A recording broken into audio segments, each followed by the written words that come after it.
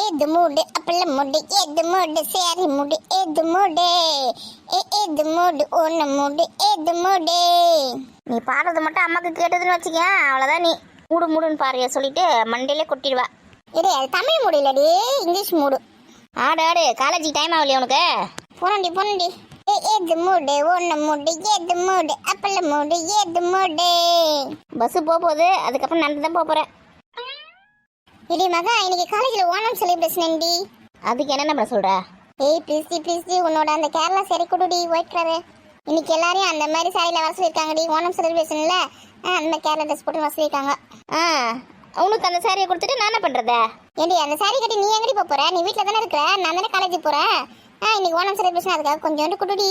இப்போ உன்னை நம்பிலாம் தர முடியாது, அதெல்லாம் நீ அழுக்கு பண்ணிட்டு வந்துடுவேன், கரையாக்கிட்டு வந்துடுவேன் சாப்பிட்றேன் சொல்லிட்டு. அதெல்லாம் தர நான் பத்திரமா வச்சிருக்கிறத. நான் அழுக்குலாம் பண்ண மாட்டேன், எப்படி கட்டின்னு போடணும் அதே மாதிரி எடுத்துன்னு வந்து கொடுத்துறேன் உன்ட்ட. வேலையை பார் என்கிட்ட இருந்து என் போல் எதுவும் கேட்காத, அதெல்லாம் தர முடியாது எதுவுமே. இது போன வருஷம் காலேஜில் வந்து ஓணம் செலிப்ரேஷன் பண்ணும்போது உனக்காக நான் ஓடி ஹெல்ப் பண்ணேன், ஞாபகம் இருக்குதா இல்லையா? என்னோட வலையெல்லாம் கொடுத்தேன், என்னோட நெத்தி சுட்டிலாம் உனக்கு கொடுத்தேன்.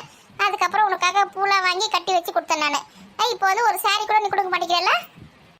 நீ செஞ்சா நானும் திருப்பி செய்யணுமா உனக்கு? இப்போ வேலையை போய் பார்ப்போ. அதுக்கு தான் சாந்தி அக்கா கல்யாணத்துக்கு போகும்போது ட்ரெஸ் எடுக்க போகும்போது நான் வந்து கேரளா சாரி எடுத்துக்கிறேன்னு சொன்னதுக்கு நீ என்ன சொன்னேன்? அந்த ட்ரெஸ் தான் என்கிட்ட இருக்குது, நான் தரேன்டி உனக்கு. நீ வந்து வேறு ட்ரெஸ் ஏதாவது எடுன்னு சொன்னேன். அப்போ நீ தானே கெடுத்தேன் நான் சாரி எடுக்கிறத கூட. இப்போ வந்து கேட்டால் தர மாட்டேங்கிறேன்.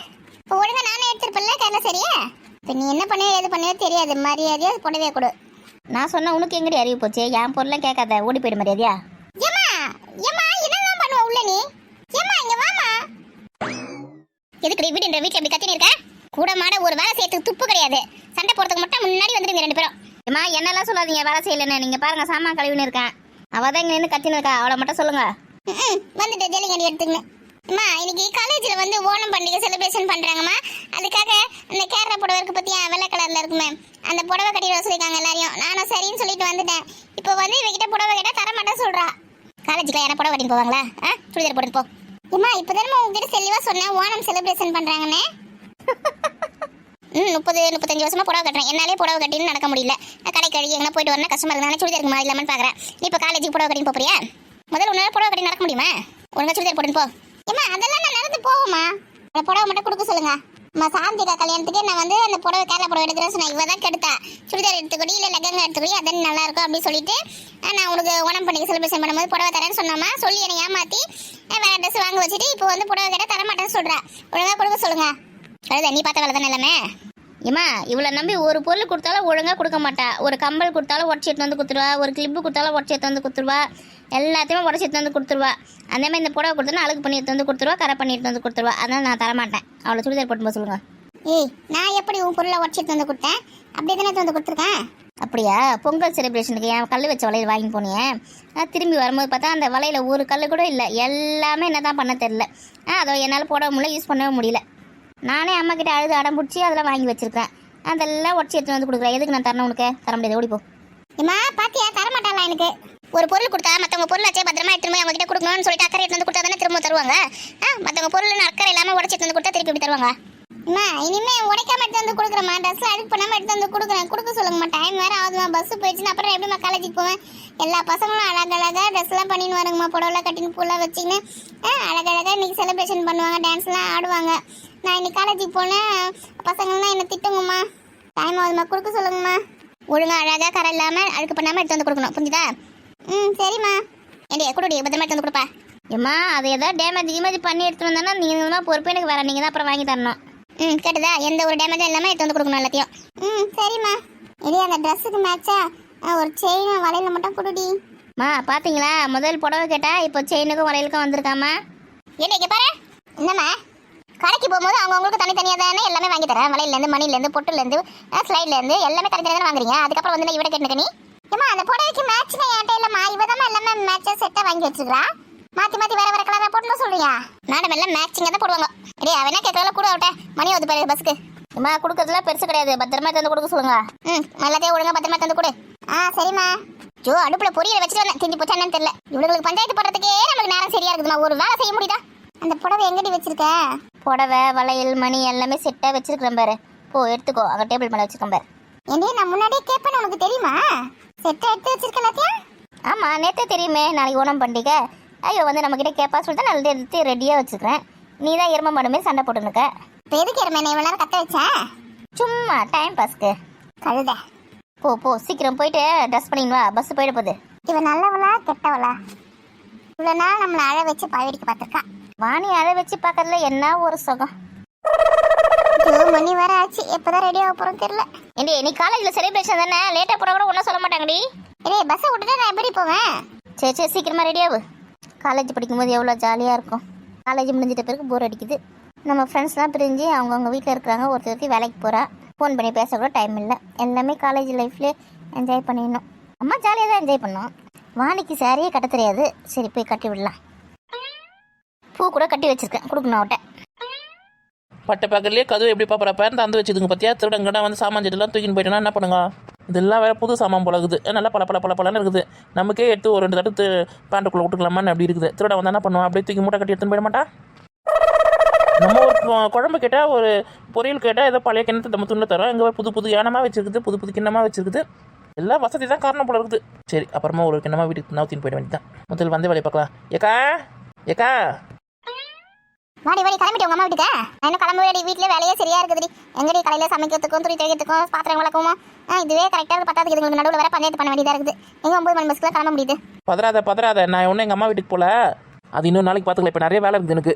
அப்போ என்னடி வேலை? இந்த மாதம் குழு காசு கட்டிட்டியா? என்ன ஞாத்திக்கிழமை தான் நீ குழு, ஞாத்திக்கிழமை தானே கட்டணும். இப்போ வந்து கட்டிட்டியான்னு கேட்குறேன்.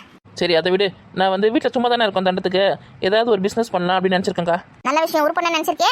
ஆமாக்கா, நைட்டு மல்லாக்கா பட்டு தூங்கும் போது தான் எனக்கு இந்த யோசனை வந்தது. நம்ம எதுக்கு தண்டத்துக்குனே இருக்கிறோம் அப்படின்னு சொல்லிட்டு. அப்போ திடீர்னு எனக்கு ஒரு யோசனை வந்தது. நடி ஊருக்கு வைக்க போறியா? ஊருக்கு வித்து நான் எப்போ கோடி சொன்னாவது வேற வண்டி பண்ண போறேன். எங்கன்னா திட்ட போறியா? என்னை பார்த்தா இப்படி தான் கேட்பீங்க எல்லாம். ஏன்னா முகத்தில் எழுதி ஒட்டி வச்சிருந்தானே வீடு போய் திருடுறேன்னு. சும்மா கேட்டேன்டி. நீ கூட ரொம்ப குசும்பா பேச ஆரம்பிச்சிட்ட. சரி என்ன பண்ண போற சொல்லு. எனக்கு வேற வேலை இருக்குது. காலையில் இந்த பசங்களை காலேஜுக்கு அனுப்பதே எனக்கு பெரிய வேலை. இன்னும் ஒட்டி கிளம்ப சின்ன எனக்கு ஓணம் பண்டிகை இதை புடவை கட்டின்னு போனோம்.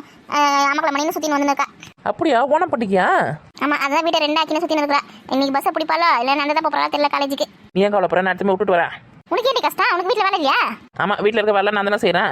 எனக்கு வேலை கற்றுக்க எங்கள் மாமியா தானே செய்யுது. நான் சும்மா தான் சுற்றின்னு இருக்கேன். சரி எடுத்து விட்டுட்டு வந்துடுறீ. அவன் ஆற ஆட்டத்தை பார்த்தா இன்னைக்கு 8 மணி பஸ் பிடிக்க மாட்டா நல்லா தெரியுது. பத்தாதுக்கு புடவை வேற கட்டின்னு போறா. புடவை கட்டின்னு பஸ்ஸில் ஏறி இறங்கி எப்படி போவா? திரும்ப விட்டுட்டு மட்டும் வந்துரு. சாயங்காலம் வரும்போது கூட ராதியை விட்டுக்கிட்ட ஃபோன் பண்ணி வரும்போது இட்டுன்னு சொல்லணும், இட்டுன்னு வந்துருவாரு. இப்போ காலையில் சீக்கிரமாக ஒரு வேலைக்கு போயிட்டாரு. ஆமாம் காலையில் பொழுது விடுதோ இல்லையோ, கோழி கூதோ இல்லையோ, ராதிகை விட்டுக்காரு வண்டி எடுத்துன்னு போயின்னே இருக்கிறாரு. நான் பார்த்து தானே இருக்கிறேன்.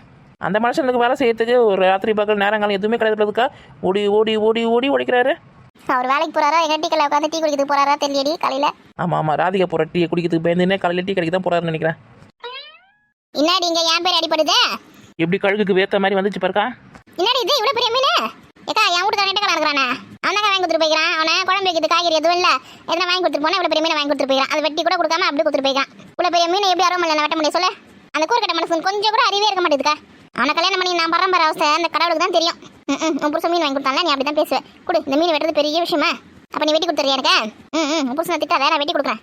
பாரு வீட்டுக்காரனை திட்டுறதே ஒரு வேலை. சரி இந்த வெட்டி கொடு. இது கொஞ்சம் வேலையாக இருக்குது, கொஞ்சம் நேரம் கழிச்சு தான் வெட்டி தர முடியும். கூட இப்படி எடுத்து வைக்கிறேன் உள்ள. எப்படியோ ஒன்று ஒரு 11 மணிக்குள்ளே வெட்டி கொடு, குழம்பு வைக்கணும். அது எந்த சாப்பாடு வேற வருவேன்னு சொல்லிட்டு போய்க்கலாம். மீன் வெட்டி கொடுக்காம போகிறது பார்த்தாதுன்னு மதியத்தை கரெக்டாக 1 மணிக்கு சாப்பாடு வர வந்துடுவான். என் உடல் வீட்டில் என்ன வாங்கி தூண வேண்டியது தானே? மீன் குழம்பு சாப்பிடணுமா? அதனால வீட்டுக்கு வந்துடுவான். புருஷனை வாடா போடான்னு பேசக்கூடாதுன்னு உன்ட்ட சொல்லிருக்கா இல்லையா? எத்தனை வாட்டி தான் சொல்றது உனக்கு? மரியாதைன்றது மனசில் கூட இருக்காது உனக்கு? எல்லாம் மனசில் இருக்குதா? வெளியில் பேசும்போது 4 பேர் எதிர்க்க பேசும்போது கொஞ்சம் மரியாதை கொடுத்து பேசு. அப்போ தான் உன்னை மதிப்பாங்க. நீ உன் புருஷனுக்கு மரியாதை கொடுத்தா தான் உனக்கு மரியாதை கிடைக்கும் மற்றவங்க கிட்ட.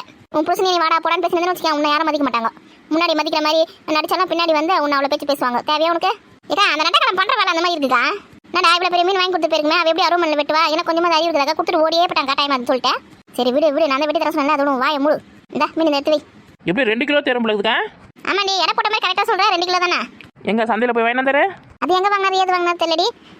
காலையில் வேலைக்கு போயிட்டாரு. இப்போ வந்து மீன் வாங்கி கொடுத்துட்டு போறா திரும்பி. அப்போ மாமாக்கு நித்த நெல்லுச்சோறு நெய் மண்ணக்க கத்தரிக்கா நேற்று வச்ச மீன் குழம்பு என்ன இழுக்குந்தடி அப்படி மாமா பாட்டு போடுவார்ல.